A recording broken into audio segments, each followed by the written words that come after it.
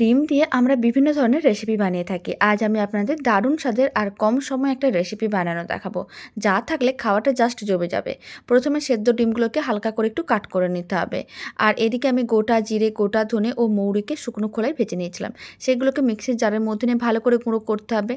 আর ওই মিক্সির জারের গুঁড়োটাকে সরিয়ে তার মধ্যে পেঁয়াজ, আদা, রসুন, কাঁচা লঙ্কা দিয়ে ভালো করে পেস্ট করে নিলাম। আর কয়েকটা কাজু বাদাম অল্প করে একটু দুধ দিয়ে আবারও ভালো করে পেস্ট করে নিতে হবে। কড়াইতে নিয়েছি কিছুটা পরিমাণ সাদা তেল, অল্প করে লবণ ছড়িয়ে সেদ্ধ ডিমগুলোকে দিয়ে হালকা করে ভেজে তুলে নিতে হবে।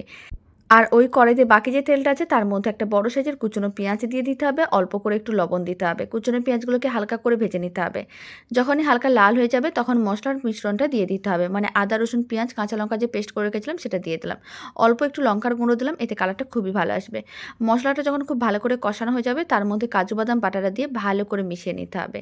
যখনই মশলা থেকে তেল আলাদা হয়ে আসবে সমস্ত সেদ্ধ ডিমগুলো দিয়ে দিতে হবে। আর দিয়ে দিতে হবে যে মশলার গুঁড়োটা রেডি করে রেখেছিলাম, মহারানি গুঁড়ো, সেই গুঁড়োটা দিয়ে বেশ কিছুটা পরিমাণ দুধ দিতে হবে।